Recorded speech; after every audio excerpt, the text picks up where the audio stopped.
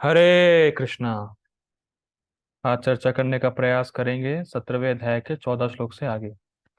देखिए, हम लोग ने ये देखा था कि भगवान इस अध्याय में चार वस्तुएं तीन प्रकार की बताने वाले थे। ठीक है। उसमें उसमें था उसमें आहार था, यज्ञ था, तपस्या था, दान था। ये चार वस्तुएं तीन प्रकार की भगवान बताने वाले थे। तो हम लोगों ने आहार के बारे में देख लिया, सतोगुणी आहार, रजोगुणी आहार, तमोगुणी आहार। आज सुबह यज्ञ देख लिया, सतोगुणी यज्ञ, रजोगुणी यज्ञ और तमोगुणी यज्ञ। अब हम लोग तपस्या के बारे में सुनेंगे। तो देखिए, आप इसको चार्ट बना सकते हैं। चार्ट की 17वां अध्याय कैसे चार्ट बनाएंगे? 17वां अध्याय लिख लेंगे, फिर यहाँ पे आहार, यज्ञ, दान और आहार, यज्ञ, तपस्या और दान। आहार में तीन, सत्वगुणी, रजोगुणी, तमोगुणी। और यज्ञ में रजोगुणी, सत्वगुणी, तमोगुणी। और तपस्या में सतोगुणी, तपस्या में तीन।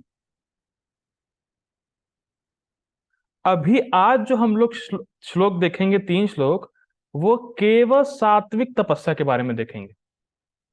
राजसिक और तामसिक तपस्या तो देखेंगे ही नहीं हम लोग आज।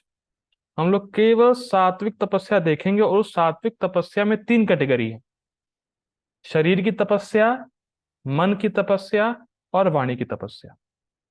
ये तीनों जो बात होंगी, ये सात्विक तपस्या ही है। राजसिक तामसिक तपस्या तो हम टच ही नहीं करेंगे आज, वो तो हम लोग बाद में देखेंगे।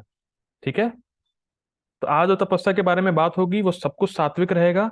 और उस सात्विक तपस्या में तीन कैटेगरी हैं: मन की तपस्या, वाणी की तपस्या और शरीर की तपस्या।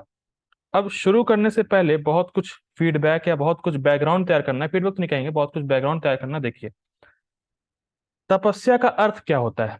जी प्रभु जी बताइए, तपस्या का मतलब क्या होता है? मैंने बहुत क्लासेस में बताया है। बताइए, तपस्या का मतलब क्या है? तो जो ऐसे कार्य करना जो हमारी भलाई के लिए हो, भले वो हमें अच्छा लगे चाहे ना। हरी बोल। वेरी गुड प्रभु जी। क्लास सुनते हैं, ध्यान से आप नोट्स बनाते हैं इसीलिए। तपस्या का अर्थ समझिए। तपस्या का अर्थ, जो कार्य हमें आज करना अच्छा नहीं लग रहा है पर हमारे लिए अच्छा है। तपस्या का अर्थ ही होता है कि आपको वो करना अच्छा नहीं लगेगा पर आपके लिए अच्छा है। उदाहरण: सुबह उठना अच्छा नहीं लगता है पर सुबह उठना अच्छा है। जप करना अच्छा नहीं लगता है पर जप करना अच्छा है। क्लास में आना अच्छा नहीं लगता है पर क्लास में आना अच्छा है। तो ऐसे कार्य जो करने अच्छे नहीं लगते हैं पर अच्छे हैं, इसको तपस्या बोलते हैं। This is the simple definition of तपस्या। जो कार्य हमें करने अच्छे नहीं लगते हैं पर हमारे लिए अच्छे होते हैं। हर समय हमारा जप में मन नहीं लगता। कभी जप अच्छा होता है, कभी अच्छा नहीं होता है, पर हमें करना ही है, चाहे हमें अच्छा लगे चाहे नहीं लगे, क्योंकि हमारे लिए अल्टीमेटली अच्छा है। और ऐसा भी नहीं है कि केवल ऐसे कार्य जो अच्छे करने ना लगे और हमारे लिए अच्छे ना हो, ये भी तपस्या नहीं है। जैसे एक जगह धूप में खड़े हो जाना और आसपास अग्नि बिछा देना, कष्टकारक है पर इससे फायदा क्या?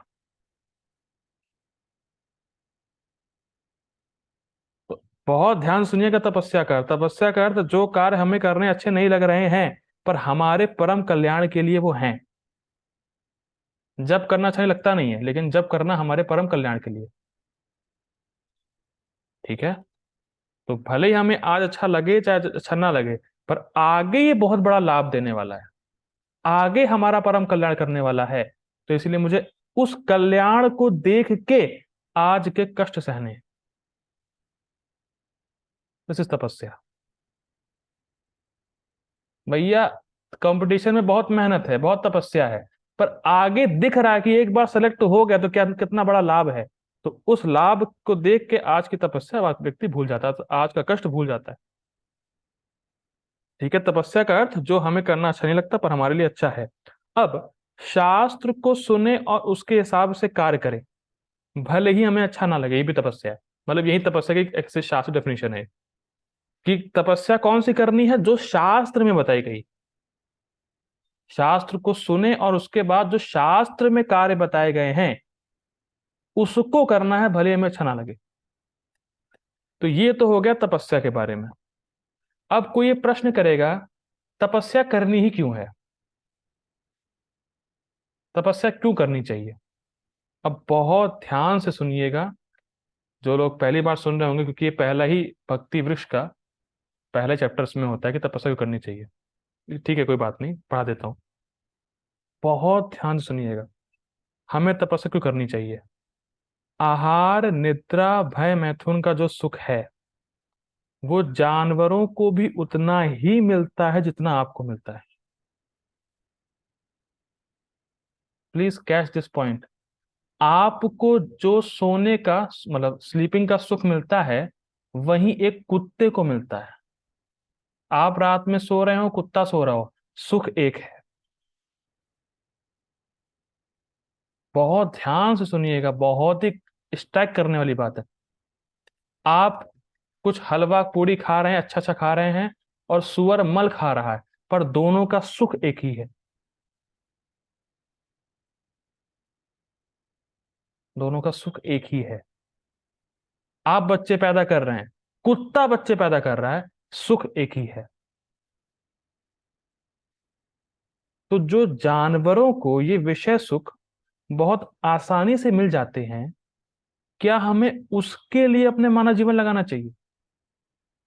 ये क्वेश्चन बनता है। जो सुख जानवरों को बड़ा इजीली मिल जाता है बिना कुछ किए, क्या हमें उसी सुख के लिए अपना मानव जीवन लगाना चाहिए? तो जो बुद्धिमान होगा वो कहेगा नहीं, ऐसा नहीं है। अब तपस्या क्यों करनी चाहिए, बहुत कान खोल लीजिए, इसको प्लीज लिख लीजिए, कहीं पे लिख सके तो। क्योंकि तपस्या का सुख बहुत दिव्य होता है, इसीलिए हमें दिव्य तपस्या करनी चाहिए। मैं फिर इसको दो बार रिपीट करूंगा। क्योंकि तपस्या से मिलने वाला सुख आहार निद्रा भय मैथुन के सुख से बहुत हाई लेवल होता है, इसलिए तो दिव्य तपस्या करनी चाहिए।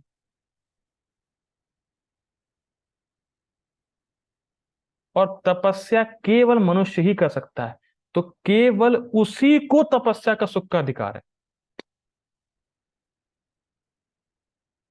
जैसे एग्जाम्पल दे रहा हूं, कभी कभी जब बहुत अच्छा होता है सुबह का, फिलहाल कृष्ण के पास आज बड़ा अच्छा जप हुआ, तो कभी कभी मान लीजिए कभी अच्छा जप हो जाए, तो उस जप का सुख आप कभी एक्सप्लेन नहीं कर पाएंगे।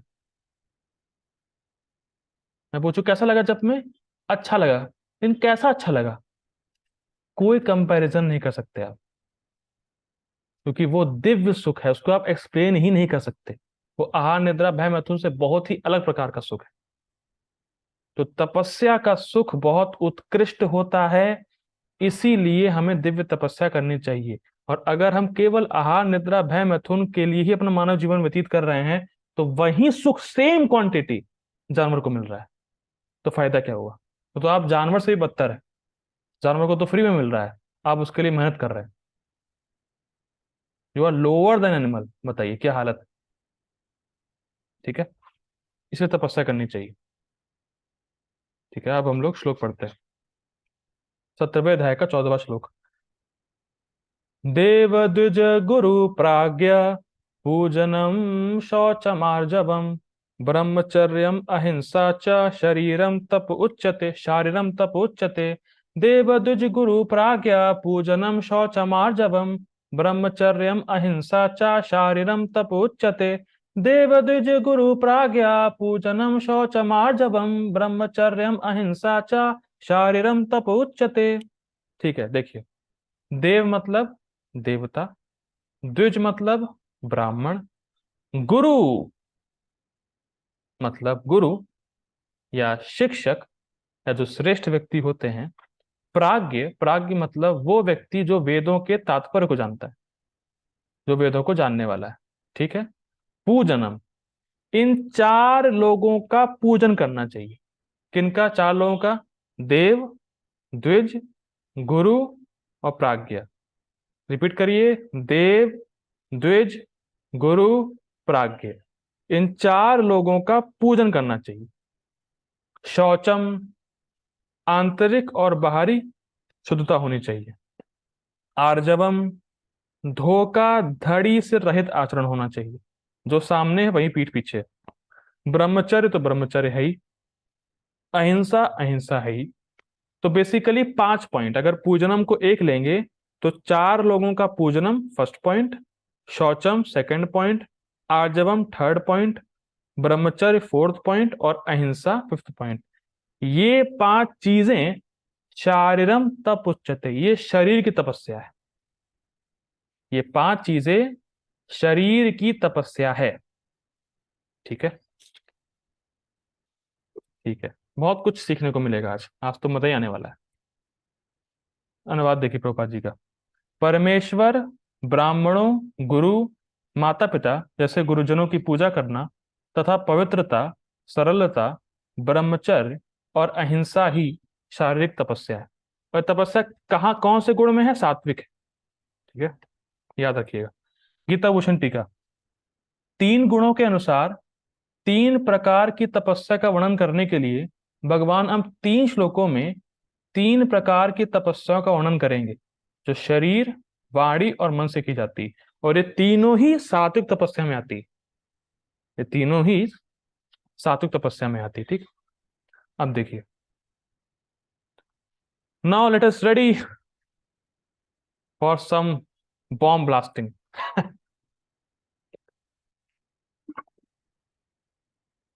देखिए, बॉम्ब ब्लास्टिंग नहीं, देखिए आप अभी जब सुनेंगे समझ में आ जाएगा, मजाक कर रहा हूं। देखिए, शरीर की तपस्या है वसु और रुद्र आदि देवताओं। वसु रुद्र देवता मतलब क्या? क्या तपस्या है? देखिए, देवताओं को अगर हम शरीर से प्रणाम करते हैं या उनका सम्मान करते हैं तो इससे हमारा शरीर पवित्र होता है।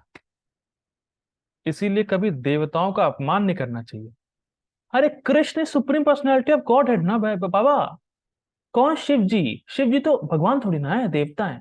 क्या करेंगे उनके मंदिर में जाके? दुर्गा जी, अरे क्या वो, क्या कृष्ण ही मेन है। ठीक है, तो देवताओं का सम्मान होना चाहिए, देवताओं को प्रणाम करना चाहिए। ये शरीर की तपस्या है। इससे हमारा शरीर शुद्ध होता है। और वो देवता भी कौन से होते हैं? सत्वगुण में होते हैं। राक्षस यक्ष की बात नहीं हो रही यहाँ पे, क्योंकि सात्विक तपस्या है ये। ठीक है। द्विज अर्थात ब्राह्मणों में श्रेष्ठ, गुरु अर्थात माता पिता और शिक्षक, प्राज्ञ अर्थात वेद वेदांग के ज्ञाता की उपासना करना। अब बहुत ध्यान से सुनिएगा। द्विज अर्थात ब्राह्मणों में श्रेष्ठ, गुरु अर्थात माता पिता और शिक्षक, प्राज्ञ अर्थात वेद वेदांग के ज्ञाता की उपासना करना। अब उपासना करने का अर्थ समझिए। उपासना करने का मतलब ये नहीं दिखा रहे हैं मोमबत्ती दिए वगैरह। उपासना करने का वास्तविक अर्थ समझ में आएगा तो कुछ शिक्षा ले पाएंगे श्लोक से। देखिए, उपासना करना, पूजा करने का मतलब है सम्मान करना। अब मैं बहुत कठोर बोलूंगा, लेकिन ठीक है, अगर ठीक है पहले बोलता हूं। देखिए, आप देख सकते हैं कि जब हम भक्तों को देखते हैं तो सोचते हैं अरे ये इतना बड़ा भक्त थोड़ी ना है, इसको क्या करूंगा प्रणाम करके। इसको प्रणाम नहीं करना चाहिए। या बहुत बड़ा डिवोटी होगा तब प्रणाम करेंगे ना, 30 साल ब्रह्मचारी रहे तब प्रणाम करेंगे। नियोफाइट डिवोटी, अरे अभी अभी 1 महीने पहले तो आया है भक्ति में, इसको क्या प्रणाम करना है? तो बेसिकली हमें झुकना अच्छा नहीं लगता। ये हमारी बीमारी है। परम पूज्य दादा गोविंद महाराज जी बहुत सुंदर बात बोलते हैं, एक गधे और कुत्ते को भी प्रणाम करना चाहिए, क्योंकि उसके अंदर भी भगवान है। तो हम अपने मीटर नहीं लगा सकते कि ये कहाँ एडवांस डिवोटी है, इसको क्या करूंगा प्रणाम करके, या इसको प्रणाम क्यों करूं। ये आपके मीटर से नहीं चलने वाला है, शास्त्र से चलेगा। तो देख लीजिए, हमें पूजा करना, प्रणाम करना अच्छा नहीं लगता है, इसलिए तो नहीं कर रहे हैं। पर ध्यान देना होगा, हम प्रणाम व्यक्ति को नहीं करते हैं, उनके अंदर बैठे भगवान वो करते हैं। अब कोई कहे हमें थोड़ी ना पता है कितने एडवांस हैं वो भक्त, एडवांस है या नहीं है, लेकिन प्रणाम करने में क्या दिक्कत है? देखिए, बहुत बहुत ही सुंदर बात महाराज जी ने बोली। अगर कोई असम्मानीय व्यक्ति है, उसका सम्मान करेंगे तो उसमें नुकसान क्या है? कोई नुकसान नहीं है। अगर सम्मानीय व्यक्ति है और उसका असम्मान कर दिया तो क्या नुकसान है? बहुत बड़ी हानि हो जाएगी। सम्मान देने में नुकसान क्या है? कोई नुकसान नहीं है, पर हम सम्मान देना नहीं चाहते। हम सम्मान देने में ही अपना नुकसान समझते हैं। ये हमारी कठिनाई।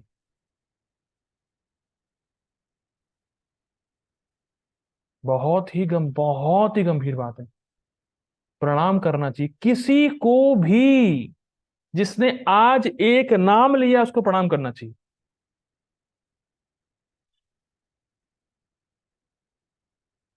और हम प्रणाम नहीं करते। क्या करेंगे प्रणाम करके? और ये नहीं केवल प्रणाम की बात हो रही है। ये नहीं खाली प्रणाम कर दिया हरे कृष्णा और बात नहीं मानना। तो ये कैसा मान है? क्या सम्मान है फिर आपका? हाँ, हरे कृष्णा प्रभु जी, हरे कृष्णा हरे कृष्णा। अरे प्रभु जी, वो जरा सेवा है वो कर दीजिए। अरे प्रभु जी, वो सेवा है वो मत कराइए। ये काहे का सम्मान? What is this nonsense?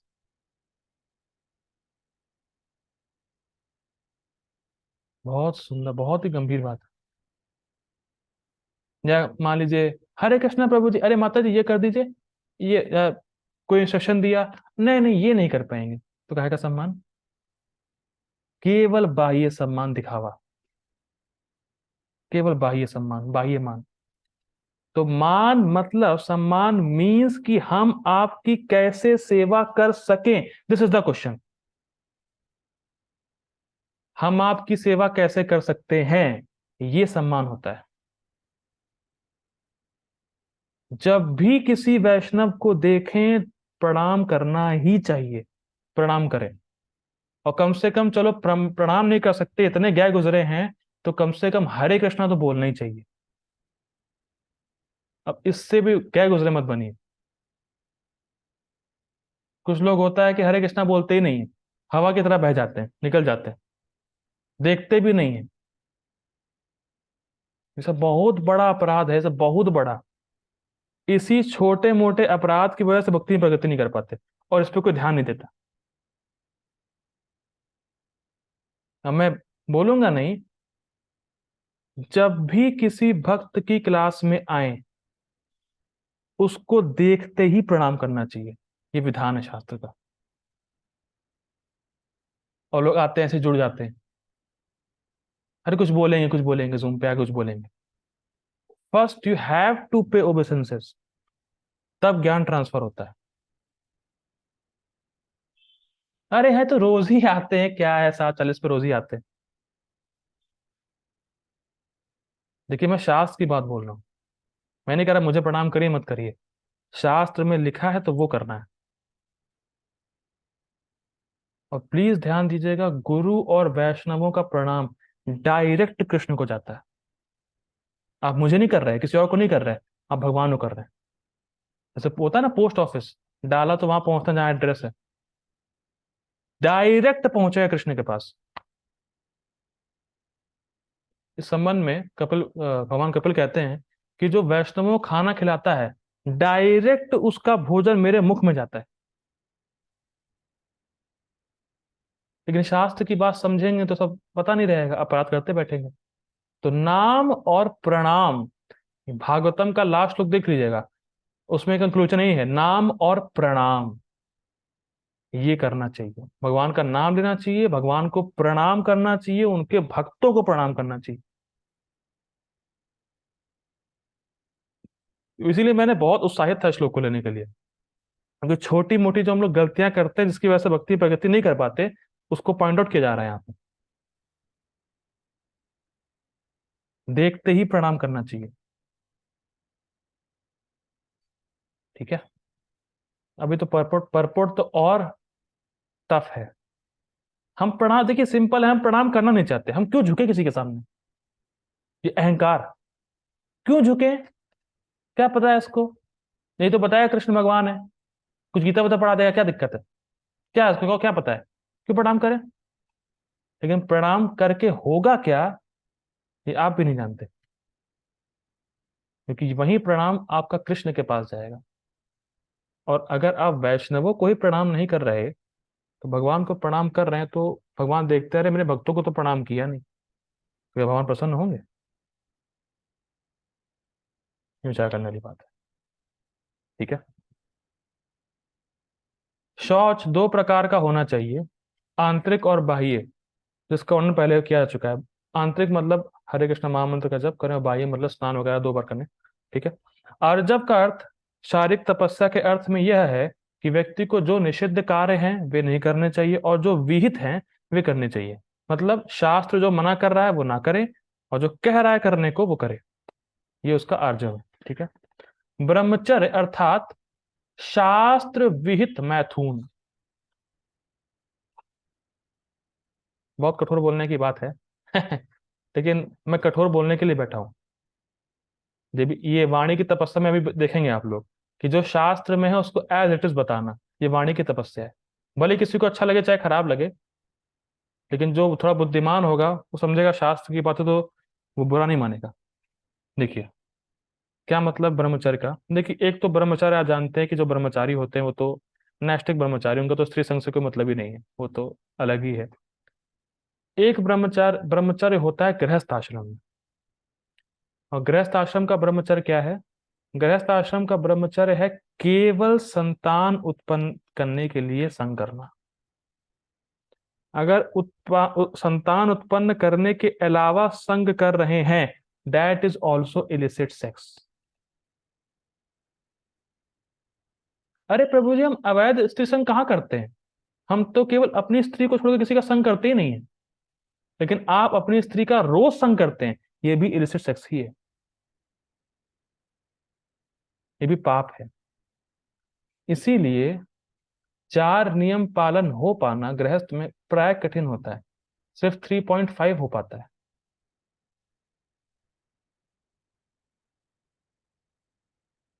सिर्फ संतान उत्पन्न करने के लिए संग करना। हाँ।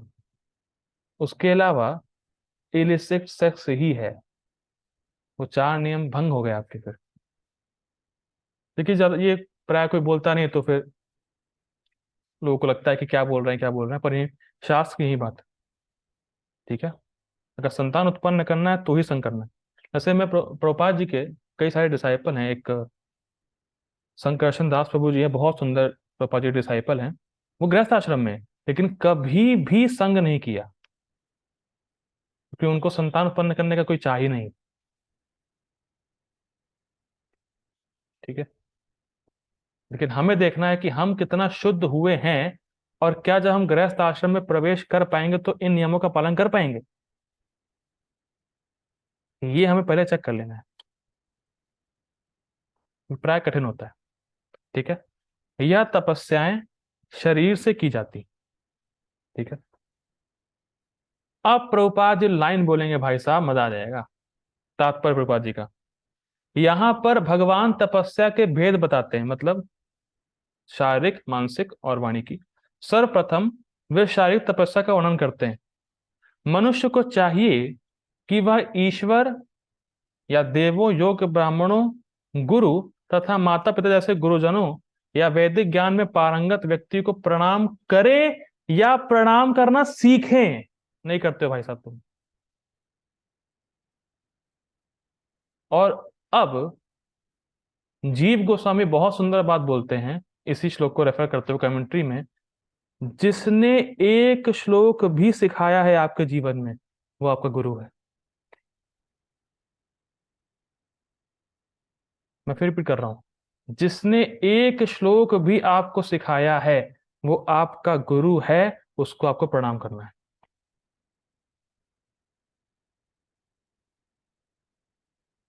आपको चेक करना है, एक श्लोक। ठीक है। उसको प्रणाम करना है, नहीं कर सकते तो प्रणाम करना सीखो। जिसने एक भी श्लोक सिखाया है वो आपका गुरु है, उसको प्रणाम करना ही चाहिए। यहाँ तो कितने श्लोक सिखा दिए। मजाक कर रहा हूँ। उसको प्रणाम करना चाहिए। ये शारीरिक तपस्या, तपस्या मतलब क्या? इससे आप शुद्ध होंगे,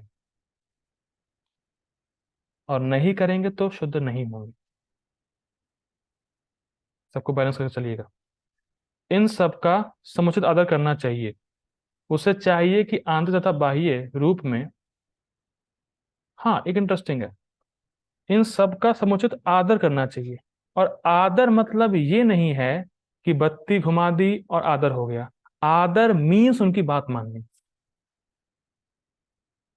आदर का मतलब समझिए भाई साहब, आदर का मतलब उनकी बात आप मानते हैं, जैसा वो चाहते हैं। सेवा का मतलब क्या होता है? सेवा का मतलब अपने सेव्य को संतुष्ट करना, कि आप जिसकी सेवा कर रहे हैं वो चाहता क्या है आपसे, वो करना, उस bring into action. Prabhupada ji का कोटेशन है एक, कि प्रभुपाद जी के पास एक व्यक्ति आया, उसने कहा, उसने दंडवत किया प्रभुपाद जी को और कहा, प्रभुपाद जी मैं आपसे श्रवण नहीं करूंगा। तो प्रभुपाद ने कहा, तुमने आदर किया क्या मेरा? फिर तुमने तो मेरा अनादर किया है। जब मैं चाह रहा हूं कि तुम भागवतम सुनो और तुम वो सुन नहीं रहे हो, जो मैं चाहता हूं वो तुम कर नहीं रहे हो, तो आदर काहे का? तो हमें इन सब डुप्लिसिटी से बचना चाहिए, कि हम बोल रहे हैं आदर करते हैं पर बात नहीं मानते। ये सब डुप्लिसिटी होती है, और ये तब होता है व्यक्ति में जब वो सतोगुण नहीं होता। ठीक है, तो बहुत इंटरेस्टिंग बातें हैं सब, वो आगे और अच्छी बातें आएंगी। ठीक है, उसे चाहिए कि आंतरिक तथा बाह्य रूप में अपने को शुद्ध करने का अभ्यास करे, मतलब स्नान करे और नाम जप करे, और आचरण में सरल बनना सीखे। वह कोई ऐसा कार्य ना करे जो शास्त्र सम्मत ना हो, ये ठीक है, ये पता है। वह वैवाहिक जीवन के अतिरिक्त मैथुन में रत ना हो, क्योंकि शास्त्रों में केवल विवाह विवाह में ही मैथुन की अनुमति है, अन्यथा नहीं, और वो भी तब जब संतान उत्पन्न करनी है। जब संतान उत्पन्न करना है तब ही, विवाह के बाद भी। यह ब्रह्मचर्य कहलाता है। ये सब शारीरिक तपस्या है। ठीक है, मैं मीटिंग एंड कर रहा हूँ, अब वाणी की तपस्या है, उसमें तो और कुछ अच्छी अच्छी बातें जानने को मिलेंगी।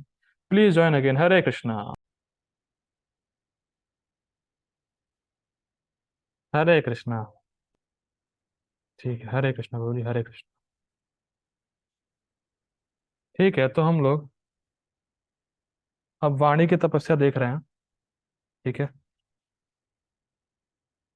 बहुत सुंदर है वाणी की तपस्या, क्योंकि हम लोग जानते हैं वाणी ही बहुत टफ है कंट्रोल करना, और वाणी से क्या क्या हो जाता है, शब्द कितने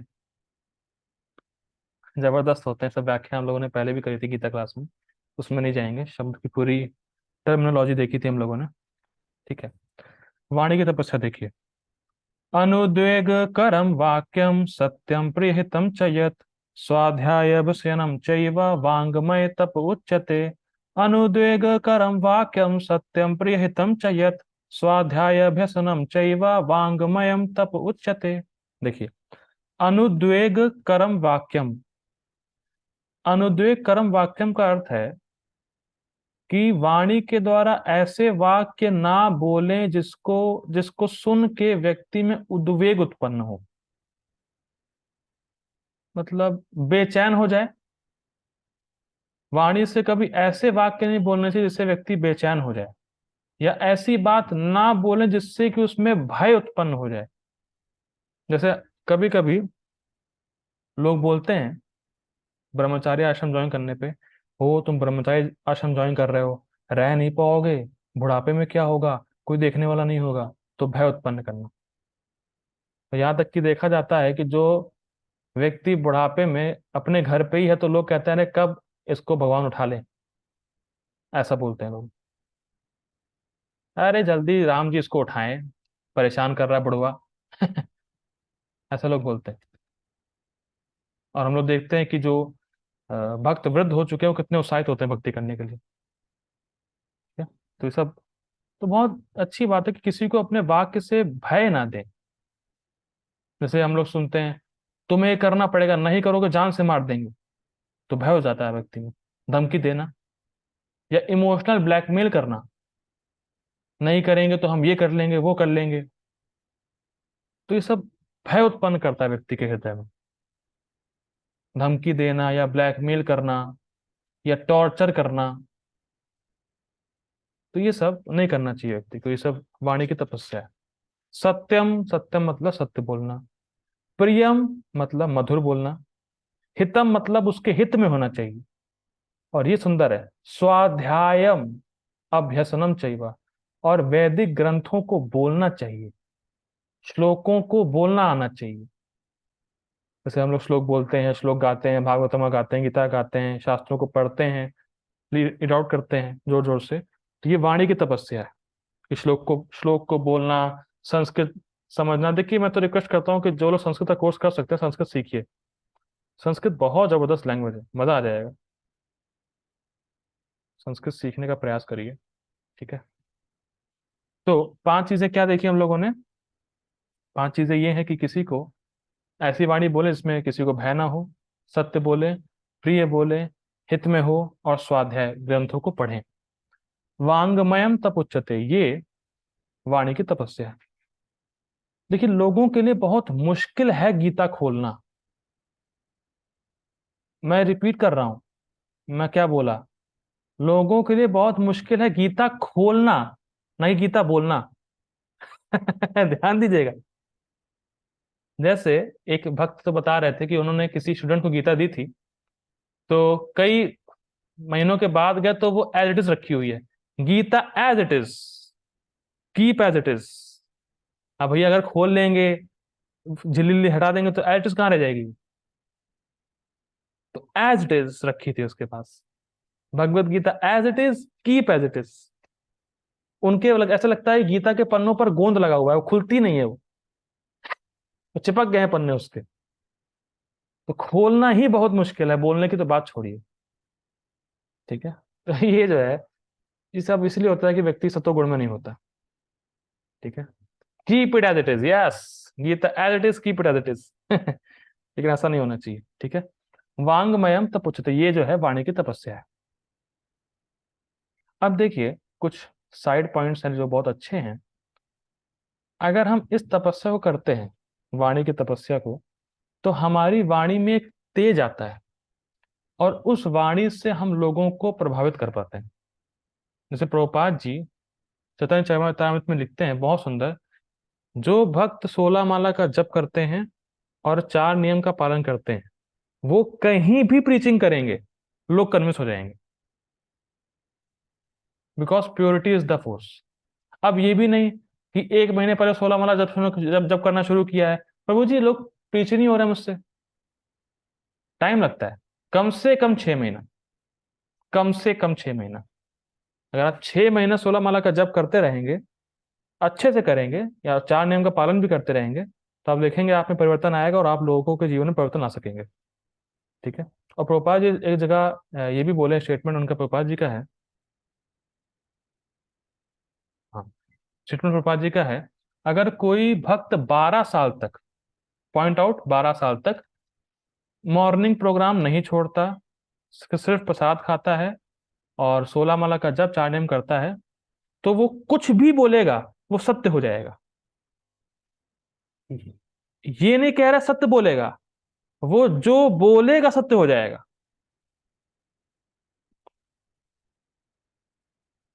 12 साल तक कोई मॉर्निंग प्रोग्राम नहीं छोड़ा, मंगल आरती नहीं छोड़ी, दर्शन आरती नहीं छोड़ी, गुरु पूजा नहीं छोड़ी, 12 साल कंटिन्यूअस नाम जप किया, शास्त्र पढ़े, शास्त्र सुने, तो जो 12 साल तक लगातार ये किया है, तो उसके ऐसी वाणी में तेज आएगा कि जो वो बोलेगा सत्य हो जाएगा। जैसे हम देखते थे ना पहले की ऋषि ऋषि वगैरह शाप दे दिए, या जो बोल दिए वो हो जाता था, तो वाणी की तपस्या करते थे वो। तो पापा जी ने बोला अगर 12 साल तक कोई ऐसे करा है, तो जो वो बोलेगा सत्य हो जाएगा, ठीक है। अभी तो बहुत टाइम है हमें। कितने तो मंगल आरती छूट जाती है, दर्शन आरती छूट जाती है, अभी तो टाइम है, ठीक है। प्रभुपाद जी का अनुवाद देखिए, सच्चे, भाने वाले, हितकर तथा अन्यों को शुद्ध न करने वाले वाक्य बोलना, और वैदिक साहित्य का नियमित पारायण करना, नियमित, डेली, और कृष्ण के पास से डेली हम गीता पढ़ रहे हैं, और मैं बोल रहा हूँ थैंक्स टू कृष्णा।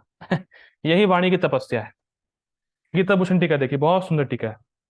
अनुद्वेग कर्म का अर्थ है किसी को भी भय हो, ऐसे नहीं, ऐसे वचन नहीं बोले। जैसे महाराज जी बता रहे थे, मान लीजिए कोई यात्रा पे जा रहा है, तो यात्रा में अनाउंसमेंट होता है कि आपकी यात्रा शुभ हो, मंगलमय हो, तो अच्छा लगता है। भले उसका एक्सीडेंट ना भले उसका एक्सीडेंट हो जाए, लेकिन उसने सुना था कि शुभ हो, मंगलमय हो, तो अच्छा लगता है। उसने भय नहीं दिया। लेकिन मान लीजिए कोई व्यक्ति घर से निकला और निकलते ही फोन कर दिया आपने कि भगवान के तुम्हारा एक्सीडेंट हो जाए, हड्डी टूट जाए, ये हो जाए, वो हो जाए, तो भले एक्सीडेंट हो ना, लेकिन भय तो हो जाएगा। अरे कहीं हो गया तो, वो बोल रहा है, दुख दुख होने लगता है। तो ऐसे वचन ना बोले जिससे उस व्यक्ति के अंदर भय उत्पन्न हो किसी भी चीज को लेकर। ठीक है। सत्यम अर्थात प्रामाणिक, शास्त्र आधारित हो। ऐसा देखिए, बहुत ही सुंदर बात है। ऐसा नहीं है कि जो मैं मान रहा हूं सत्य है, और जो बोल रहा हूं वो सत्य हो ही। कुछ सिंक कर रहा है। ऐसा नहीं है कि जो मैं मान रहा हूं सत्य है, और जो बोल रहा हूं वो सत्य है ही। जो मैं सोच रहा हूं सत्य है और बोल रहा हूं वो सत्य हो, ऐसा जरूरी नहीं है। सत्य को देखने के लिए शास्त्र को देखना पड़ेगा। शास्त्र को देखना चाहिए कि शास्त्र में क्या लिखा है। जो शास्त्र में लिखा है वही सत्य है, और भले ही वो सत्य दूसरों को अच्छा ना लगे। हो सकता है कुछ कुछ बातें ऐसी शास्त्र में हैं कि जो व्यक्ति स्वीकार ना करे, बोले बहुत रिवॉल्यूशनरी हो, उसको अच्छा ना लगे, लेकिन सत्य तो बोलना ही है। क्योंकि हम लोगों को प्रसन्न करने के लिए नहीं बोलते हैं, हम कृष्ण को प्रसन्न करने के लिए बोलते हैं। और कृष्ण प्रसन्न तब होते हैं जब हम शास्त्र की बात को बोलते हैं। ठीक है। प्रिय अर्थात सुनने में अच्छी लगे। वही बात, अब प्रभुपाद एक जगह, एक डिवोटी प्रभुपाद जी से मॉर्निंग वॉक पे पूछे, प्रभुपाद जी जब हम लोग प्रीचिंग करते हैं तो लोग कन्विंस नहीं होते, और कन्विंस तो होते नहीं हैं, और ऊपर से झगड़ने लगते हैं। तो क्या करें? हम तो सत्य बोल रहे हैं, फिर भी लोग झगड़ रहे हैं और नहीं बात मानते हैं। और अगर झूठ बोलेंगे तो ये समस्या है। तो करना क्या चाहिए? तो प्रभुपाद जी ने बहुत सुंदर बोला कि यही तो टैक्टिक्स है, यही कला सीखनी है कि कैसे हम शास्त्र की बात को बोल भी दें और वो उद्वेग भी ना हो, वो दुश्मन भी ना बने। यही तो आर्ट सीखनी है। तो प्रिय मतलब शास्त्र की बात इस प्रकार से बोलें कि लोग स्वीकार भी करें और थोड़ा उद्वेग भी ना हो, दुश्मनी भी ना करें, उस तरीके से बोलनी। ठीक है, ये सीखना चाहिए। हित अर्थात उसका परिणाम श्रोता के हित के लिए हो। हित मतलब पारमार्थिक हित, परम कल्याण के लिए। अब देखिए, अब एक रिफ्लेक्शन की बात है। अब आपको ये सोचना है कि क्या हम ये सोच के बोलते हैं कि सामने वाले को उद्वेग नहीं होगा? क्या हम ये सोचते हैं कि जो हम बोल रहे हैं वो शास्त्र के आधार पर है कि नहीं है? क्या हम ये सोचते हैं कि उसको प्रिय लगेगा? या क्या हम ये सोचते हैं कि उसके हित के लिए होगा? हम ये कुछ नहीं सोचते हैं और केवल बोल देते हैं। यही मैं आपको सुबह बता रहा था, सात्विक। क्यों, क्या और कैसे, इसमें कॉन्शियस होना पड़ेगा। कई बार लोग मुझे फालतू की मैसेज कर देते हैं, ये है वो है, ऐसा यहाँ ये हो रहा है, वहां वो हो रहा है, मुझे क्या लेना देना। वो उनको समझ ही नहीं आता कि I am not interested in these matters. उसमें मेरा हित है भैया, बताओ मेरा कोई हित होगा उससे?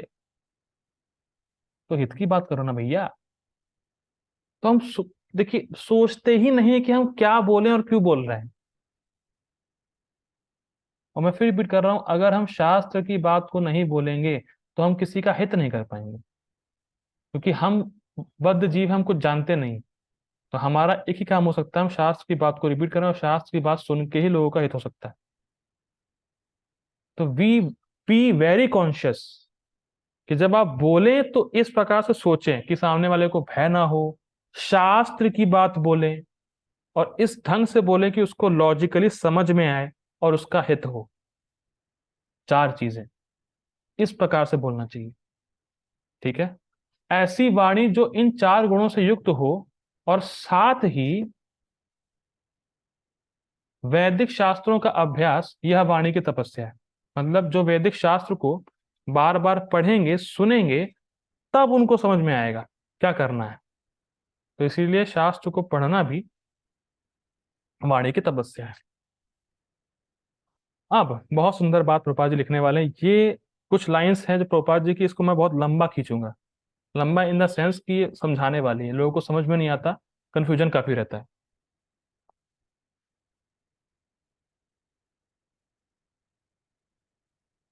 देखिए, मनुष्य को तात्पर्य purport by his divine grace AC भक्तिदान स्वामी श्रील प्रभुपाद की जय।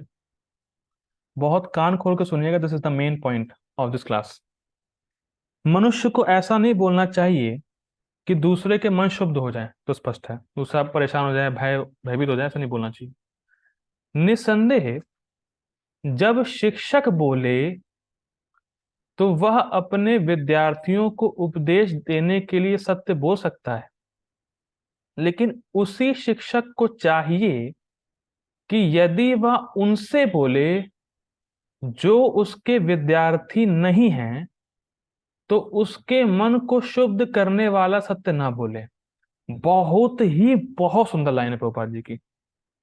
करेक्शन उन्हीं को देना है जिसने आपको गुरु के रूप में स्वीकार किया है। This is the main point. आप उसी को करेक्शन दो, उसी की भक्ति के एडवांसमेंट का लोड लो जिसने आपको गुरु माना है। नहीं माना है तो आप उसको करेक्शन मत दो, उसको जो करना है करो भैया। आप पुलिसमैन की तरह डंडे लेकर घूम नहीं सकते हर किसी के ऊपर। हर व्यक्ति को करेक्शन देना ये हमारा अधिकार नहीं है। इसको और सिंपल मैं बोलूं, जो लोगों ने साइन अप किया है आपके साथ या आपके अनुगत में भक्ति करेंगे उनको ही करेक्शन देना है, और वो भी आपको गुरु के रूप में स्वीकार करें। This is the main point. दोनों तरफ से होना चाहिए, ये नहीं केवल वो शिष्य मान रहा है वो गुरु नहीं मान रहा है। डोंट गिव हिम करेक्शन, उसको जाने दो। ये मैं नहीं बोल रहा हूं, प्रभुपाद जी के वचन है। काट के दिखाओ। और अच्छा है एक बार में जो बोला है उसको समझ जाओ, तो व्यक्ति को प्रसन्नता होती है कि एक बार बोला है, समझ जाओ, वैसे करो। बहुत ही सुंदर एक भक्त ने बात बोली, उसको सुन के हिल जाएंगे। जब यहां पर हम अपने सुपीरियर को संतुष्ट करने की भावना में नहीं है तो बताइए गोलोक कैसे पहुंचेंगे।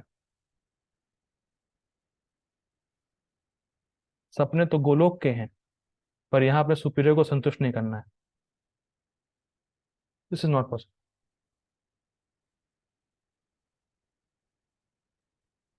गुरु वैष्णव को प्रसन्न करने की भावना ये नहीं है तो गोलोक कैसे पहुंचेंगे भैया बताओ। और हमें लगता है कोई फर्क नहीं पड़ता, हम कुछ भी करें, लेकिन नहीं, कुछ भी नहीं कर सकते। कुछ भी करने से गोलोक की प्राप्ति नहीं होती। बहुत सिंपल है।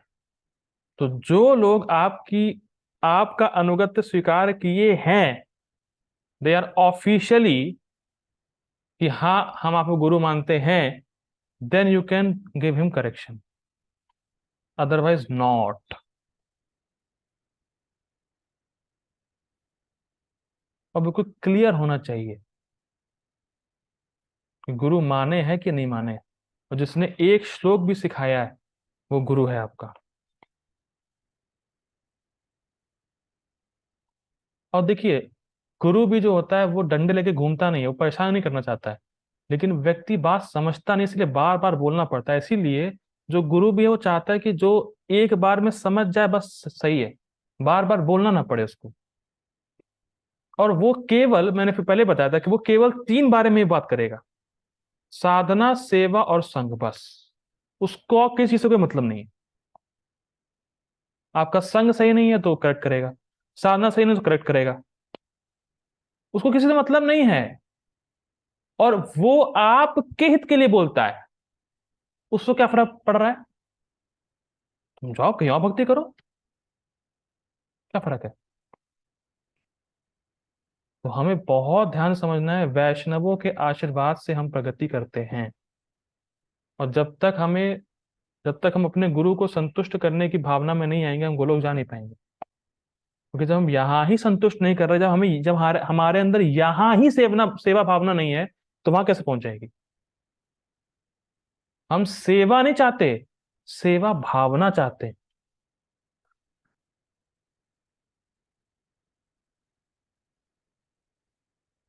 देखिए बहुत इंपॉर्टेंट है, बहुत इंपॉर्टेंट, ये बात तो और जबरदस्त है। वैष्णवों का संग हमारे लिए भगवान का सबसे बड़ा गिफ्ट है। और अगर उसमें आपने भक्तों की बात नहीं मानी, या किसी भक्त को इरिटेट कर दिया, और कदाचित उसके मन में भावना आ जाए, अरे ये दूर चला जाए, वो दूर चला जाएगा, भक्ति से आउट। और ऐसा नहीं है, हुआ नहीं है, होते हुए देखा गया है। तो भक्तों के संग में कैसे रहना है, किससे कैसे बिहेव करना है, किससे साथ क्या रिलेशन रखना है, this has to be understood. कदाचित उसके मन में आ गया, अरे तो ऐसे ही है, बाबा सुनता नहीं है, दूर हो जाए, दूर।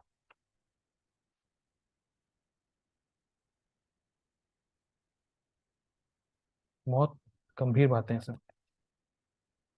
ठीक है, इसीलिए इसीलिए बहुत सिंपल है, जो आपका अनुगत स्वीकार करे, जो आपको वास्तव में गुरु माने, जो आपकी बात मानने को रेडी हो, उसी को उपदेश दीजिए। फालतू में किसी को उपदेश देने की जरूरत नहीं है। उससे और इरिटेट होंगे, उससे फिर और मन में ये भावना है कि ये दूर चला जाए, तो फिर वो दूर चला जाएगा, फायदा क्या है? ठीक है, इसीलिए प्रभुपाद जी कह रहे हैं। और सत्य बोले, जो अनुगत स्वीकार किए हैं, ऐसा नहीं कि उनकी मान लीजिए किसी ने अनुगत स्वीकार किया है, तो अब ये नहीं कि जो वो बोलेगा वो हम नहीं मानेंगे, या जो वो बोल रहा है गलत बोल रहा है। अगर कुछ बातें आपको अच्छी नहीं भी लग रही हैं, तो ही हैज द अथॉरिटी कि वो आपको वैसी बात बोले। तो पास यहाँ क्या लिख रहे हैं? वो सत्य बोल सकता है। उसी शिक्षक को चाहिए कि यदि वो उनसे बोले जो उनके विद्यार्थी नहीं है, तो उनको ऐसा सत्य सत्य ना बोले, तो उनके मन को शुद्ध करे। तो जिसको आप गुरु स्वीकार कर रहे हैं, वो आपको सत्य बोल सकता है जिससे आपका मन शुद्ध हो, पर वो आपकी भलाई के लिए होगा।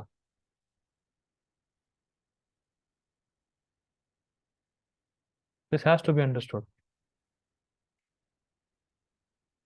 और अगर गुरु स्वीकार कर ही लिया है, तो ना ना ही नहीं, और कोई आर्गुमेंट नहीं, जो कहा जाए वही करना चाहिए। ठीक है, यही वाणी की तपस्या है। इसके अतिरिक्त प्रलाप, व्यर्थ की वार्ता नहीं करनी चाहिए। व्यर्थ की वार्ता, प्रजल्प मतलब क्या है? प्रजल्प मतलब स्त्रियों की बात और पुरुषों की बात। जहां तक कि मैंने एक वक्त से चर्चा किया, तो वहां पे ऐसी बातें होती थी, प्रजल्प है। ऐसी बातों को करना भी डेंजरस, ऐसी बातों को सुनना भी डेंजरस है। तो स्त्री की बातें, पुरुषों की बातें, पॉलिटिक्स की बातें, मायावादी लोगों की बातें, ये सब नहीं करना चाहिए। अब और कठोर सुनेंगे, रघुनाथ दास गोस्वामी क्या बोलते हैं? रघुनाथ दास गोस्वामी हमारे षट गोस्वामी में से 6 गोस्वामी में एक है। वो क्या बोलते हैं? असद वार्ता वैश्य स्वपच रमणी यदि हृदय स्पर्शेत। क्या बोलते हैं? बहुत सुंदर बोलते हैं। ये जो प्रजल्प है, ये एक ऐसी वैश्या है जो कुत्ता खाने वाली है। प्रजल्प जो ऐसी बातें, पुरुषों की बातें, स्त्रियों की बातें, और स्त्री पुरुष आपस में सो कॉल्ड लविंग बातें कर रहे हैं, वो भी सुनना, ये सब सब प्रजल्प में आता है। तो ये सब एक कुत्ता खाने वाली वैश्या के समान है।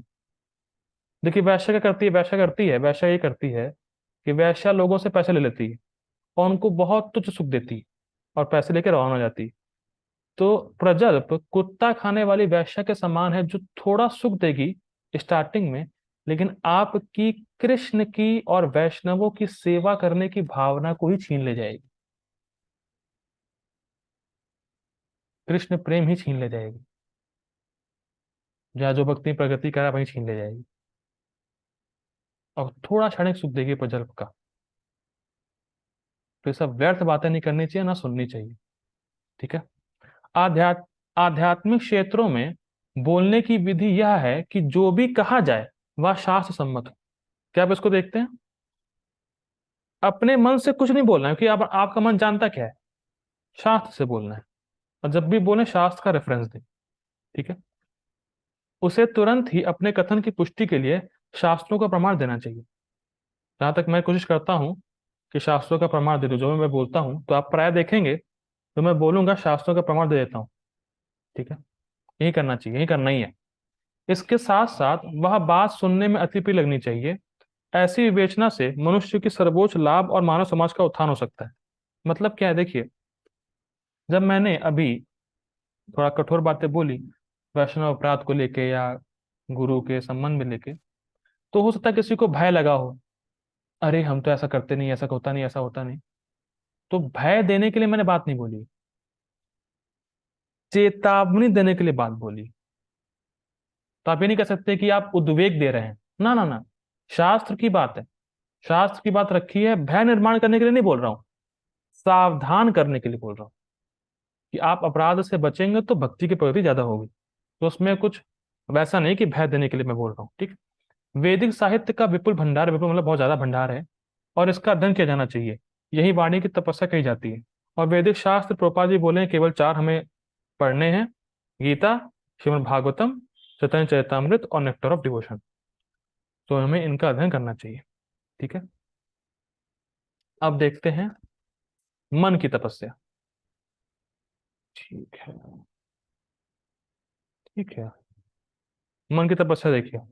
मनः प्रसाद सौम्यत्वम, मौनमात्म विनिग्रह, भाव संशुद्धिर भाव संशुद्धिरित्यो ततो ततोप ततो। एक सेकंड दीजिएगा, कैसे है ये? हाँ ठीक है, ठीक है, ठीक है, ठीक है। ठीक है। मनः प्रसाद सौम्यत्वम, मौनमात्म विनिग्रह, भाव संशुद्धिर इति एत तपोमान समुच्यते। ठीक है, देखिए। मनः प्रसाद सौमत्वम, मनः प्रसाद, मन का प्रसाद, मन प्रसाद मतलब मन संतुष्ट है, अब वो भोग की इच्छा नहीं कर रहा। ठीक है। मतलब इधर उधर नहीं भाग रहा। सौमत्वम, सौम्यत्वम मतलब कपट की भावना से रहित। मौनम मतलब गंभीर। और आत्म विनिग्रह मतलब अगर मन भोगों में जा रहा है तो उसको फिर से खींच के भगवान में लगा रहे हैं। ठीक है। भाव संशुद्धि, धोखा नहीं, धोखा देने की भावना से रहित। तपो मानस शुद्धि, ये सब मन की तपस्या है। ठीक है। देखिए, तथा संतोष, सरलता, गंभीरता, आत्म संयम एवं जीवन की शुद्धि, ये मन की तपस्या है। ठीक है। गीता भूषण टीका देखिए। मन प्रसाद अर्थात मन शुद्ध होना चाहिए, अर्थात उसे विषय भोगों का स्मरण करके व्यग्र नहीं होना चाहिए। बहुत सुंदर। जितना हम इंद्रिय तृप्ति के विषयों पर विचार करेंगे या एब्जॉर्ब होंगे, उतना ही हमारा मन और असंतुष्ट हो जाएगा। बहुत ही सिंपल। जितना आप इंद्रिय विषयों के बारे में सोचेंगे उतना ही मन असंतुष्ट हो। एग्जाम्पल ये चाहिए, जैसे आपकी मान लीजिए इच्छा है कि मुझे ही मिल जाए, और जब वो मिल जाएगा, कुछ दिन यूज करेंगे, फिर देखेंगे अरे तो बेकार है यार, बोर हो गए इससे।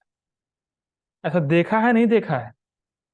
कुछ पाने की लालसा है, उसको खरीद लाए, कुछ दिन यूज किया, पड़ा हुआ है। लेकिन जब तक नहीं मिला था तब तक वो जला रही थी, कब मिले, कब मिले, कब मिले। ये वस्तु की आसक्ति होती है। ये है मन प्रसाद। मन इंद्रिय विषयों का चिंतन करता था, कब मिले, कब प्राप्त हो, कब प्राप्त हो, कब प्राप्त हो। और प्राप्त होने के बाद कुछ नहीं, कोई टेस्ट ही नहीं था उसमें। ठीक है। सौम्यत्वम अर्थात क्रूरता से रहित और सभी की सुख इच्छा करना, बहुत ही सुंदर। सभी की सुख इच्छा करना, इतनी सुंदर भावना है। देखिए, अगर हम यही सोचे कि सभी सुखी हो जाएं, तो आप सबके सुख के बारे में सोचेंगे या नहीं सोचेंगे? बिल्कुल सोचेंगे। और ये गुण भक्ति करने से अपने आप आ जाता है। काश कोई दुखी ना रहे, सब सुखी रहे। और इसी भावना से युक्त होके प्रीचिंग की जाती। अगर कोई इस भावना में युक्त है तब वो प्रीचिंग कर पाएगा। जैसे एक भक्त मुझसे बोल रहे थे कि मैं ये चाहता हूं कोई दुख, किसी को मैं दुख ना दूं। तो दुख ना दो, पर सुख तो दो। तो दुख ना देना ये तो एक पार्ट हो गया, और सुख देना ये भूल गए। तो सुख देने का मतलब क्या है? कृष्ण के बारे में बताना, कृष्ण से जोड़ना। तो ये सब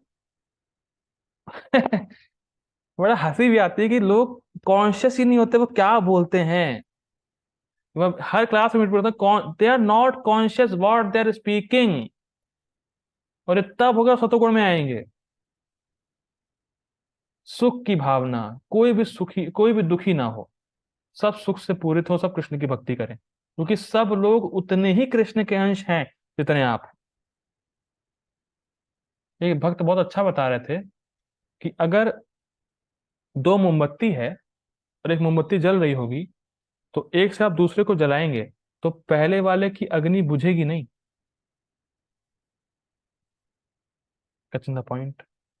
आपको किसी ने बताया है तो आपकी जो अग्नि है वो जला दी है, और जब आप दूसरे की अग्नि जलाएंगे तो ऐसा नहीं कि आपकी बुझ जाएगी, और कदाचित आपकी बुझ गई तो जिसकी जलाई है वो आपको उठा देगा। कितना सुंदर है। मान लीजिए कभी कभी होता है कि सीनियर वैष्णव भी कुछ तरीके से, मतलब कुछ ना कुछ हो जाता है तो वो अच्छे से नहीं कर पाते, तो वो उठाते हैं, उनको जूनियर भी उठाते हैं। सुख की भावना, सब सुखी रहे हैं, बहुत ही सुंदर भावना है।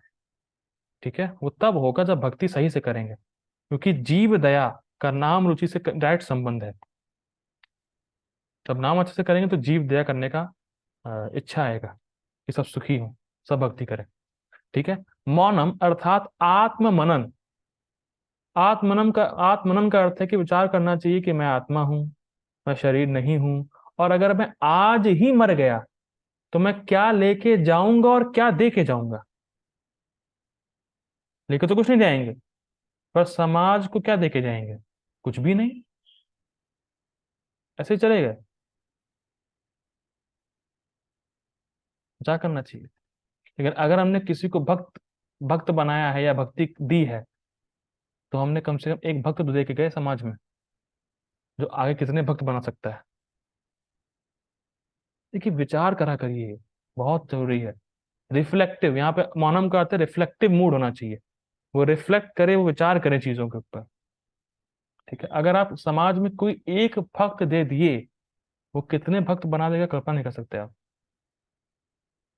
प्रभुपाद जी के गुरु महाराज बोलते थे, अगर मैंने किसी एक को शुद्ध भक्त बना दिया तो मेरा जीवन सफल है।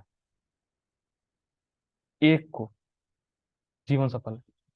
या किसी एक को प्रचार कर दिया और वो समझ गया, जीवन सफल है। This is the very rare opportunity. आप प्रचार करें और कोई भक्त बन जाए, आपकी वाणी से प्रभावित हो जाए। ठीक है। आत्म विनिग्रह अर्थात मन को इंद्रिय विषय निगृहित करना, मतलब मन भोगों में जा रहा है उसको वहां से हटाना। तो स्पष्ट है। आगे पढ़ते हैं। भाव संशुद्धि अर्थात व्यवहार में निष्कपटता। बहुत सुंदर।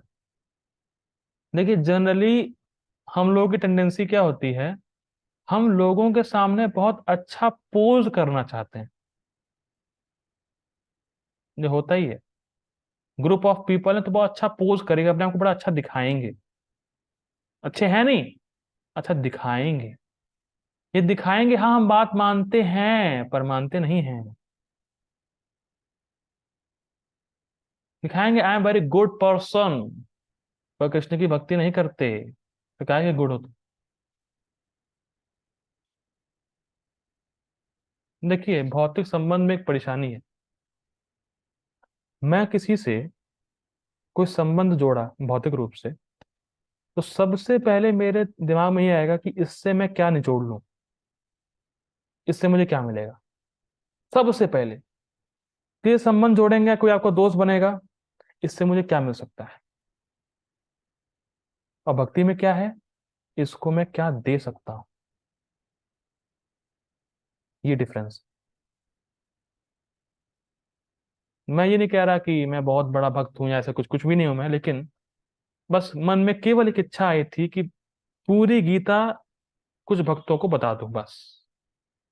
वो कृष्ण की कृपा से हो रहा है। मैंने कुछ मांगा, कुछ भी नहीं मांगा, बस एक चीज मांगी, समय पे आ जाइए, बस सिंपल। कुछ नहीं चाहिए, पर देने की भावना बहुत है।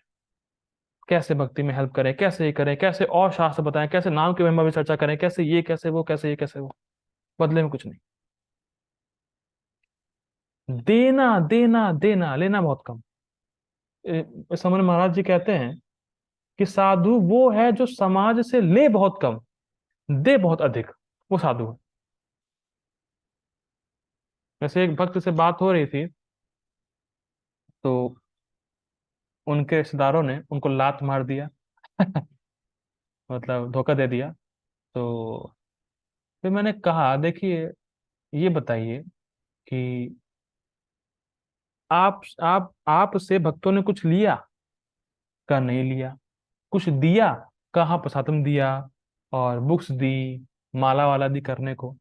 अच्छा, कभी उन्होंने ये कहा कि अरे आप किसी काम के नहीं, आप भक्ति नहीं कर पाएंगे? का नहीं किया।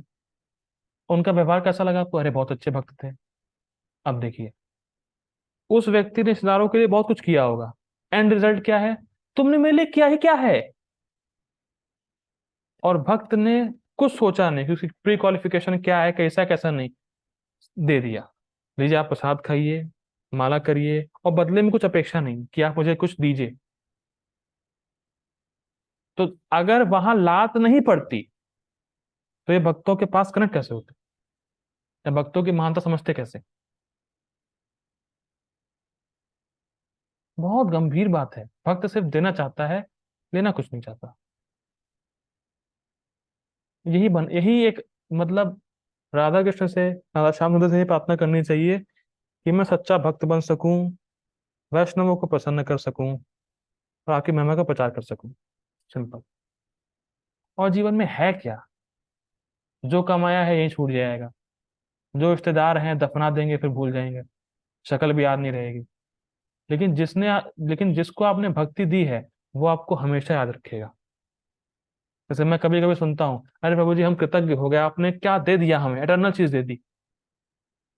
तो मैंने कुछ नहीं दिया, वो तो कृष्ण कृपा है, वो तो कृष्ण ने मुझे माध्यम बनाया, मैंने कुछ दिया थोड़ी ना है। लेकिन वो हमेशा याद रखेगा। लेकिन भौतिकतावादी लोग, अरे था कोई, क्या मर गया, छोड़ो, क्या करना। ये रियलिटी है, डरा नहीं रहा, रियलिटी है ये। तो इसीलिए देने की भावना होनी चाहिए, निष्कपटता। और निष्कपटता तो देखिए, भौतिक संबंधों में कपट चल सकता है, क्योंकि भौतिक संबंध ही ऐसे रहता है, कपट कुछ ना कुछ करना पड़ता है। लेकिन कभी वैष्णवों से कपट नहीं करना चाहिए, ये बहुत इंपॉर्टेंट है। जो वैष्णवों से कभी कुछ ना छुपाएं। 16 माला, हाँ 16 माला का जप हो गया है, पर हुआ नहीं। अरे हाँ, हम इतना शास्त्र वगैरह पढ़ते हैं, इतनी या कभी कभी लोग सेवा से बचते हैं। अरे वो जी बहुत सेवा लगी हुई, बहुत काम है, क्या करें, सेवा कर नहीं सकते। और देखें तो कुछ काम नहीं है, टाइम पास।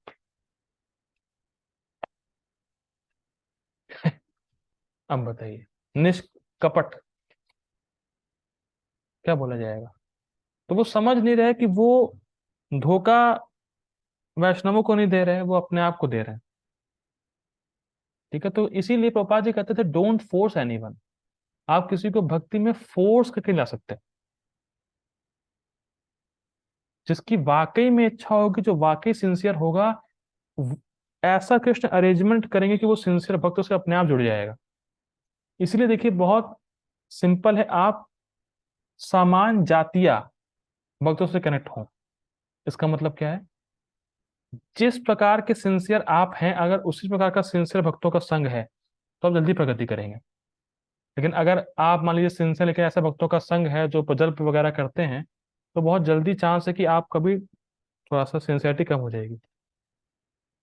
तो प्रयास किया करें कि भक्तों का सबका सम्मान करना है। देखिए, प्रणाम सबको करें, सम्मान सबका करें, जो चाहे प्रजल्प करे चाहे कुछ भी करे, लेकिन वो नाम जब कर रहा है सबका प्रणाम करें, सबको सम्मान दें।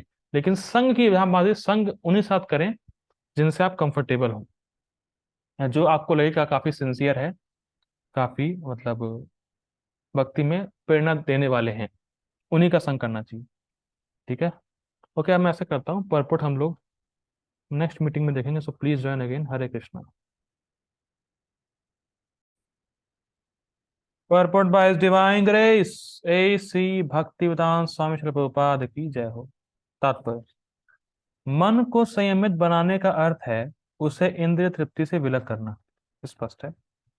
उसे इस तरह परीक्ष बहुत ही सुंदर लाइन, इसको प्लीज अंडरलाइन कर लीजिएगा भैया आप लोग, मुझे तो बड़ी अच्छी लाइन लगती है, पता नहीं। उसे इस तरह मतलब उसको इस तरह ट्रेन किया जाना चाहिए जिससे वह सदैव परोपकार के विषय में सोचे। मैं फिर रिपीट करूंगा, बहुत सुंदर लाइन है। उसे इस तरह प्रशिक्षित किया जाना चाहिए जिससे वह सदैव परोपकार के विषय में सोचे। मतलब हमेशा मन यही सोचता रहे कैसे प्रचार हो, मैं प्रचार कर ना पाऊं, ये नहीं बोला जा रहा है, लेकिन मन लगा रहे कैसे प्रचार हो, क्या करना चाहिए, कैसे विश्व में कृष्ण के बारे में लोग जाने, अधिक जाने, भक्ति करें, यही मन सोचता रहे। This is the training of mind. जैसे बहुत सिंपल एग्जांपल दे रहा हूं, आप ही बताइएगा, अपू प्रभु जी आप ही बताइएगा मुझे इसका आंसर। प्रभु जी मुझे अगर आपको पूरे विश्व में बदनाम करना है तो सबसे पहले मैं किसके बारे में सोचूंगा? हरे कृष्णा बाबू जी। हाँ जी बताइए। बाबू जी, अगर रिपीट। आपको हमें बदनाम हाँ, अगर मुझे आपको पूरे विश्व में बदनाम करना है, विश्व में, तो किसके बारे में सोचूंगा मैं पहले? मेरे बारे में सोचेंगे करेक्ट, हरी बोल। अगर मुझे गुणगान करना है आपका विश्व में, किसके बारे में सोचेंगे? तो भी मेरे बारे में सोचेंगे। बस यही ट्रिक है ब्रीचिंग की। अगर हमें कृष्ण को पूरे जगत में करना है फेमस, तो गुणगान करना है तो किसके बारे में सोचेंगे? कृष्ण के बारे में। अगर कृष्ण को पूरे जगत में महिमा मंडित करना है या प्रचार करना है तो कृष्ण का स्मरण होगा। और यही ट्रिक है। हरे कृष्णा आपको प्रभु जी, अगर मुझे आपको बदनाम नहीं करना, फेमस नहीं करना, तो क्या कभी आपके बारे में ख्याल आएगा मुझे? नहीं। नहीं आएगा।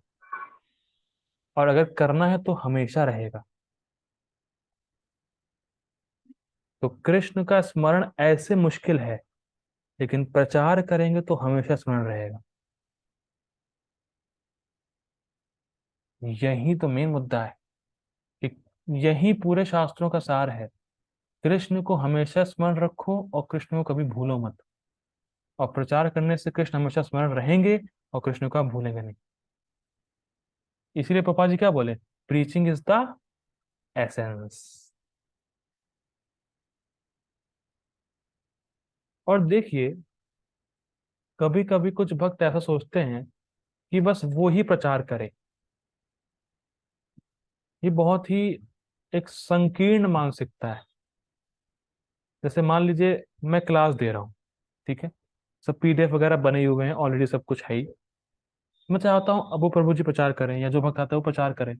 ऐसा नहीं, नहीं केवल मैं ही प्रचार करूंगा, मैं केवल मैं। ये क्या लॉजिक है?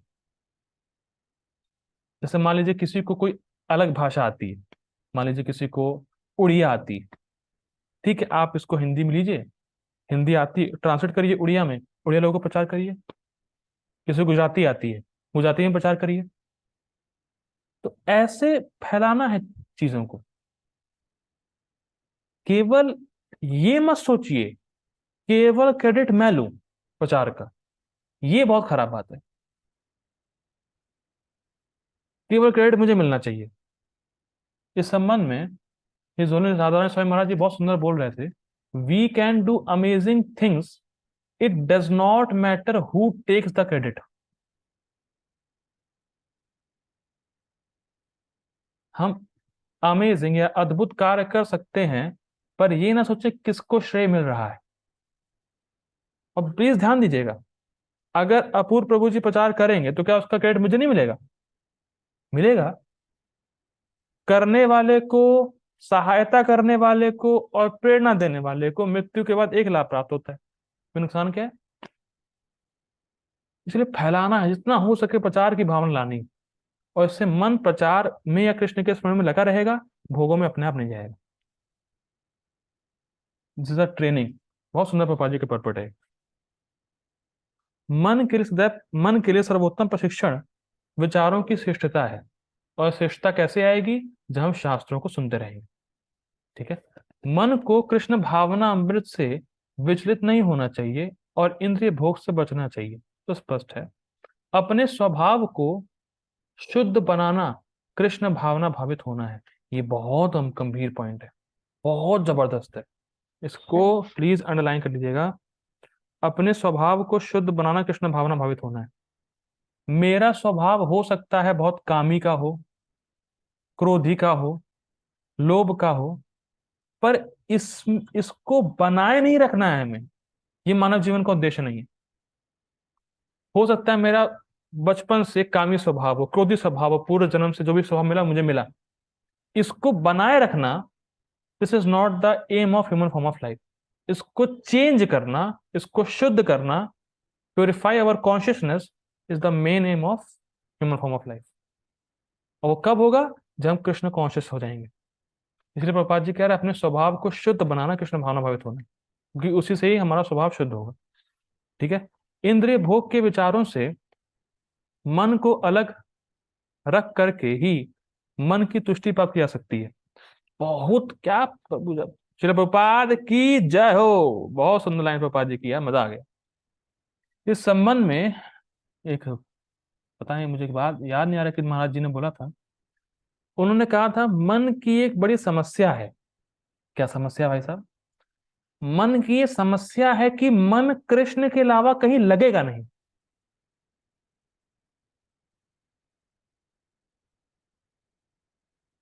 भोगों में लगाएंगे तो मन इधर उधर भागेगा, और कृष्ण में लगाएंगे तभी टिकेगा। पता नहीं कैच कर पा नहीं कर पा रहे। कुछ भोग देंगे मन को, कहेगा ये चाहिए, अब ये देंगे वो चाहिए, ये देंगे वो चाहिए, वो। लेकिन मन को कृष्ण में लगाया तो ही वो संतुष्ट हो पाएगा। तो मन कृष्ण के अलावा कहीं लगेगा ही नहीं, ये मन की दिक्कत है। इसीलिए कह रहा है कि मन की तुष्टि तब होगी जब कृष्ण में लगेगा, कि वही लग ही सकता है। ठीक है। हम इंद्रिय भोग के बारे में जितना सोचते हैं उतना ही मन अतृप्त होता जाता है। क्या आपको यह अनुभव है? पहले पढ़ देता हूं। इस वर्तमान युग में हम मन को व्यर्थ ही अनेक प्रकार के इंद्रिय तृप्ति के साधनों में लगाए रखते हैं, जिससे मन संतुष्ट नहीं हो पाता। देखिए, अब तो फिलहाल टीवी वगैरह बहुत ही कम हो गया है, पता नहीं, मैं तो देखता नहीं हूँ। लेकिन टीवी में क्या था? एक चैनल देखा, तुरंत चेंज किया, फिर चेंज किया, फिर चेंज किया, फिर चेंज किया। क्यों? क्योंकि एक चैनल से संतुष्ट नहीं हो पा रहे, दूसरा देख रहे उससे भी नहीं हो पा रहे, तीसरा देख रहे उससे भी नहीं हो पा रहे। लेकिन हमारा चैनल एक ही है। क्या चैनल है हमारा? हरे कृष्णा कृष्ण कृष्ण हरे हरे, हरे राम राम राम हरे हरे। हमारा चैनल एक, वैष्णवों का संग एक, रोज गीता भी एक, सब कुछ एक। हम संतुष्ट हैं। हमारा मंत्र एक ही है, हमारा चैनल एक ही है, हरे कृष्णा मंत्र। ठीक है। हम संतुष्ट हैं। 2 घंटे एक ही मंत्र करते हैं। लोगों का आश्चर्य होता है, हम लोग 2 घंटा एक ही चीज बोलते हैं। वो समझ नहीं रहे। तू जाने ना। आज बड़ा अच्छा वो मैंने भेजा, वो पोस्ट है ना उसमें ग्रुप में, तू जाने ना। भाई तुम नहीं जानते हो। ठीक है, नहीं समझ सकते आप लोग। ठीक है, आगे पढ़ते हैं। अतएव सर्वश्रेष्ठ विधि यही है कि, हाँ, ये भी बहुत पोपाजी सुंदर लाइन है। अतएव सर्वश्रेष्ठ विधि यही है। जब मैंने इसको, मैं बता रहा हूँ, जब मैंने इसको पहली बार पढ़ा था, जब मैं गीत कुछ ज्यादा कुछ भक्ति में आया भी नहीं था और ना कुछ ज्यादा कुछ लिया था, लेकिन ये लाइन मुझे उस समय भी याद हो गई थी और इस समय भी याद है। बहुत स्ट्राइक कर गई थी मुझे एकदम से ये लाइन। इंग्लिश में, मैंने इंग्लिश में पढ़ा था। ये लाइन बहुत स्ट्राइक करी थी मुझे। अतएव सर्वश्रेष्ठ विधि यही है कि मन को वैदिक साहित्य की ओर मोड़ा जाए। गोपाल जी इंग्लिश में लिखे, one has to study the Vedic literatures to control the mind. बहुत सुंदर। इस पे एक महाराज जी बता रहे थे कि शुद्ध भक्ति का सुख तो बाद में मिलेगा, पहले शास्त्रों का सुख तो ले लो। भक्ति का सुख तो आगे की बात है, पहले शास्त्रों का सुख लेना पड़ेगा। और आप देखेंगे शास्त्र श्रवण श्रवण करना कितना अच्छा लगता है। मैं देखिए बहुत सिंपल आपको टेस्ट बता रहा हूँ। हो सकता है गीता क्लास में कुछ समझ में नहीं आए, लेकिन क्लास खत्म होने के बाद ये फील होता है कि हाँ मन हल्का हो गया। समझ भले कुछ ना आए, कुछ भी समझ ना आए, जीरो, लेकिन ये फील होता है हाँ अच्छा लग रहा है, मन हल्का लग रहा है। बहुत सुंदर है। और एक तो कुछ लोगों को तो इतनी आसक्ति हो गई क्लास से कि वो महसूस करते हैं कि प्रभु जी क्लास कब होगी, नहीं होती अच्छा नहीं लगता। तो ये दिखा रहा है कि उनको सुख मिल रहा है शास्त्र श्रवण करने में, शास्त्र में सुख मिल रहा है, और इससे उनका मन कंट्रोल हो जाएगा। तो इसीलिए शास्त्रों को पढ़ना चाहिए, गाना चाहिए, सुनना चाहिए, जिससे कि मन हमारा कंट्रोल हो पाए। और एक एक बार मैं बता रहा हूं, एक बार शास्त्रों में सुख मिल गया तो मन कहीं जा ही नहीं सकता। इतना जबरदस्त होते हैं शास्त्र हमारे। एक बार भागवतम के श्लोकों को समझ समझ आ गए, भागवतम के श्लोक या गीता समझ में आ गई, मुझे ऐसा लग रहा होगा गीता, जो लोग स्टार्टिंग से आ रहे हैं गीता समझ में आ रही है तो बड़ा सुख मिल रहा होगा।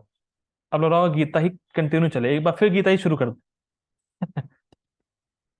बहुत जबरदस्त है, एवर फ्रेश। ठीक है, तो बहुत सुख मिलता है एक बार। इसीलिए हमें शास्त्रों को पढ़ना चाहिए, सुनना चाहिए, जिससे कि श्रद्धा बढ़े और शास्त्रों में हमारी मति लगे, सुख मिले, तब मन कहीं नहीं जाएगा। ठीक है, क्योंकि यह संतोष प्रदान करने वाली कहानियों से भरा है, यथा पुराण तथा महाभारत। ठीक है, कोई भी इस ज्ञान का लाभ उठाकर शुद्ध हो सकता है, स्पष्ट है। मन को छल कपट से मुक्त होना चाहिए और मनुष्य को सबके कल्याण हित के विषय में सोचना चाहिए। ठीक है, स्पष्ट है। मौन गंभीरता का अर्थ है कि मनुष्य निरंतर आत्म साक्षात्कार पर विषय में सोचता रहे। हम्म। चार कुमार हैं, तो चार कुमारों में तो किसी एक कुमार की, सनत कुमार शायद, उन्होंने बहुत सुंदर बात श्रीमद् भागवतम के चौथे स्कंद में बोली है। कई बार लोग बोलते हैं कि प्रभु जी भक्ति में एडवांसमेंट नहीं हो रहा, हम भक्ति में आगे बढ़ नहीं रहे, भक्ति भक्ति भक्ति कैसे आगे बढ़े, कैसे क्या हो क्या नहीं हो भैया। बहुत ही जबरदस्त बात। हम लोग भी कई बार बोलते हैं असत्संग होगा या प्रजल्प होगा या ये होगा वो होगा, जब सेकेंडरी है। प्राइमरी बात क्या है उन्होंने बताई, हमारी भक्ति में केवल एक बाधा है। अभी हम लोग बोलते हैं कि छह चीजें आपकी डिस्टर्ब करती है, भक्ति उपदेशामृत का कोट करते हैं, लेकिन उन्होंने बहुत सिंपल बोला, जो ये जो एक चीज है उससे छह चीज निकलती हैं। भक्ति में हमारी केवल एक बाधा है कि अपनी भक्ति में प्रगति के अलावा किसी और चीज को हम इंपॉर्टेंस दे रहे हैं, बस यही बाधा है।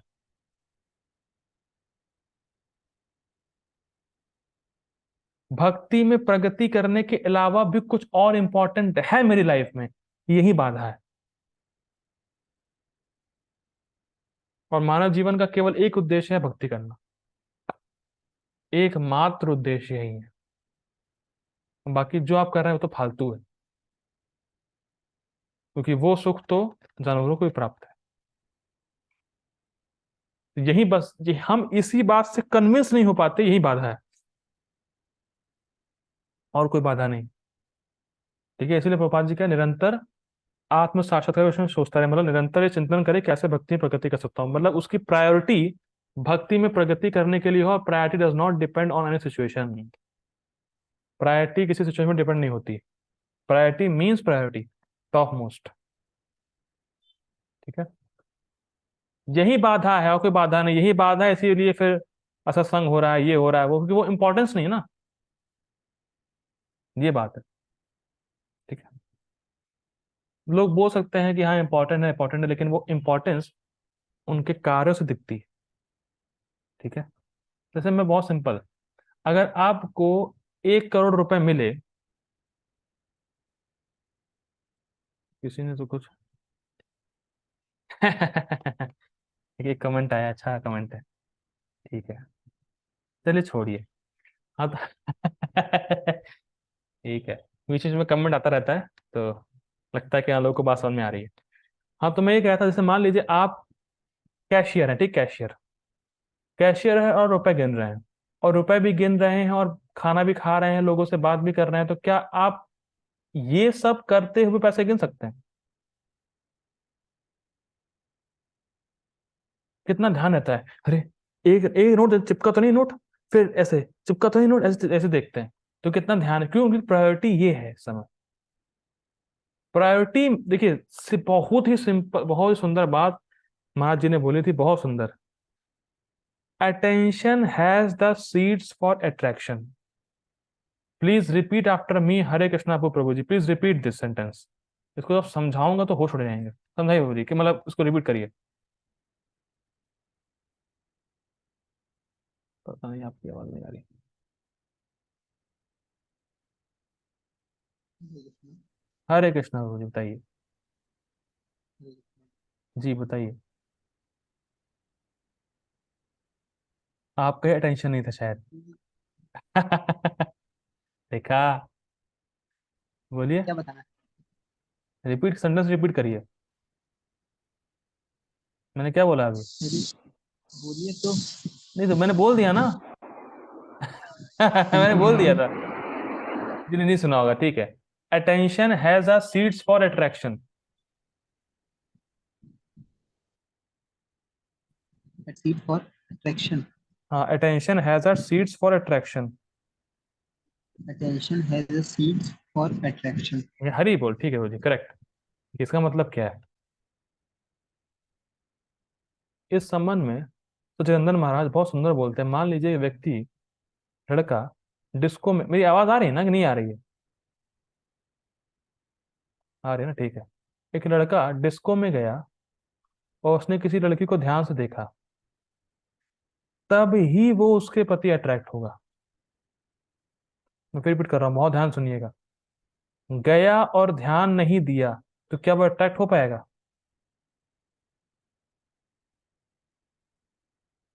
Attention has a seeds for attraction. जहां आप ध्यान देंगे वहां आप आसक्त हो जाएंगी।